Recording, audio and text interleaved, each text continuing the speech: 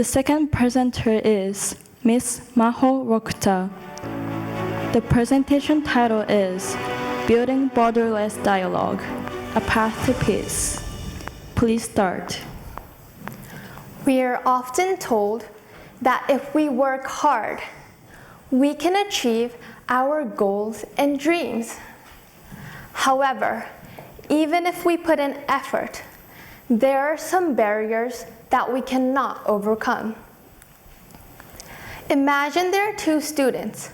One can travel abroad freely, while the other has to spend months applying for a visa and may still be rejected.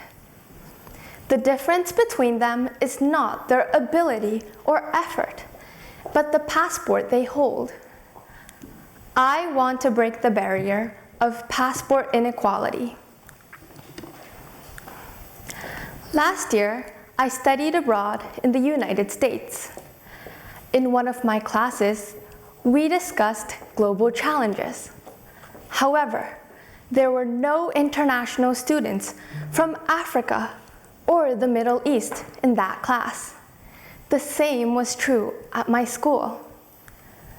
When I researched this issue, I learned that in 2025, the US student visa refusal rate was 9% for European countries, compared to 64% for African countries. Young people who want to study in the United States are evaluated not by their ability or effort, but by the strength of their passport, which is determined by their birthplace and nationality. Many people cannot even enter the place they hope to study.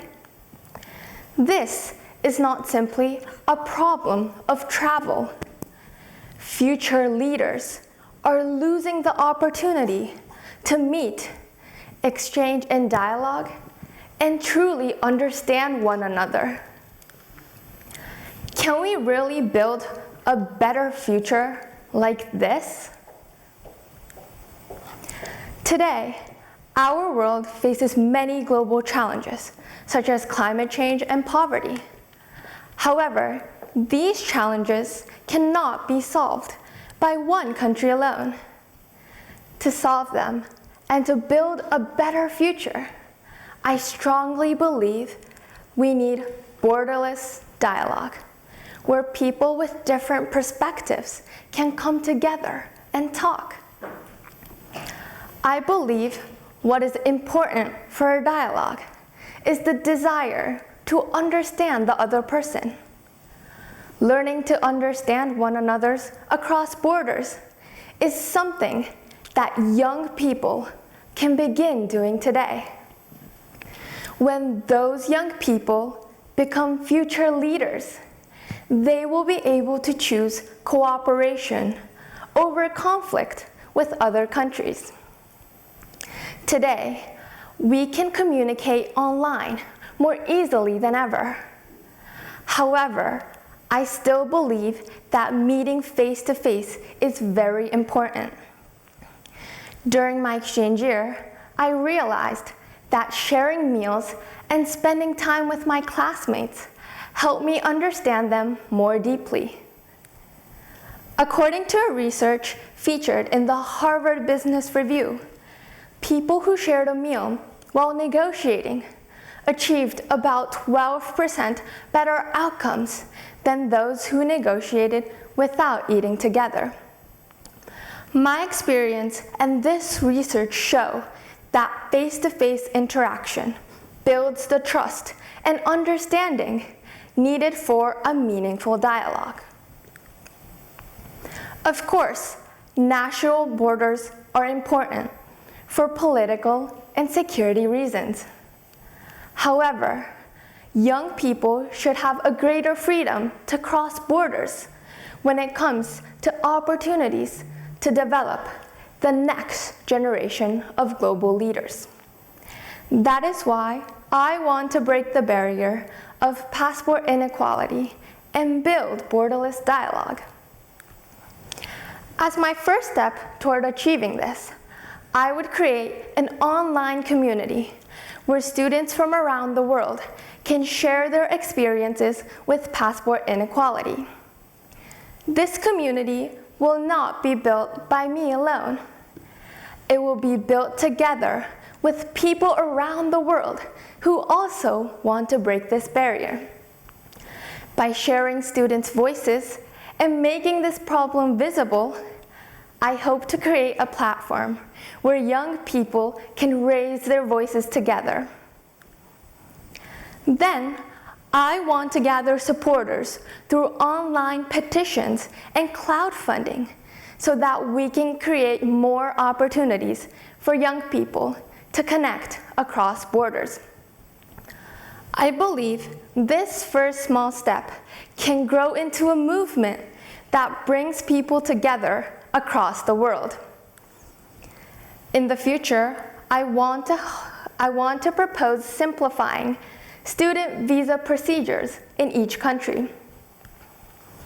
Eventually, I want to help establish a common international student visa system so that students from any country can go through the same process, the same examination, no matter where they come from. When young people experience understanding others across borders and work together to solve global challenges, we move our world closer to peace. Each person has their own vision of peace. What global challenges do you want to solve to make our world more peaceful? Whatever your answer may be, no path to peace can be achieved by one country alone. Peace can be realized when nations cooperate and continue engaging in dialogue. When the young people who build those relationships will become leaders, and together they will shape our world's future. That is why young people need more opportunities to meet across borders, engage in dialogue, and truly understand one another. That is why I want to break the barrier of passport inequality so that every young person can engage in dialogue freely. Building borderless dialogue. That is the path to peace that I believe in. Thank you. Thank you very much, Ms. Wakuta. We move on to a Q&A session. The mic will go to Mr. Fujisaki. Thank you very much, Maho-san. It was, I learned a lot from your presentation. I didn't know these figures and the stark reality, so thank you very much for enlightening me as well. I think your proposal is very constructive and convincing as well, but at the same time, having said that, the world today is going opposite way. And it's not because of the money. It's not because of we have to get crowdfunding or whatever, but the policy. People are more inward looking and try not to have too much foreigners in. How do you think we can change the psychology? Is this a little too difficult? Because I really agree with you. This is very important, and I think it's very good. But how do you think we can really realize your great idea? Thank you for your question. I believe that this problem is really big and it might be hard. But I believe that many people don't really know the reality of passport inequality.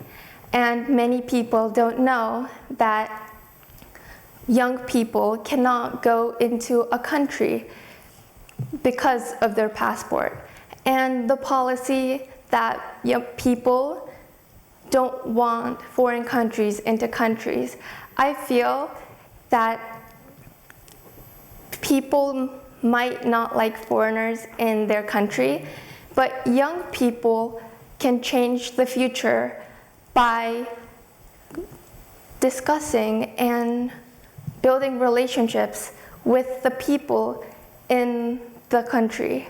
So I believe that educating many people and telling others about the passport inequality situation, I think that will change people's ideas about not wanting foreigners into the country, because by letting students inside their own country, their world and our world will become peaceful. So I believe educating people more about this problem will make them want more foreigners into the country. Thank you, Mahou-san. Thank you very much. Thank you very much. Thank you, Ms. Lokta.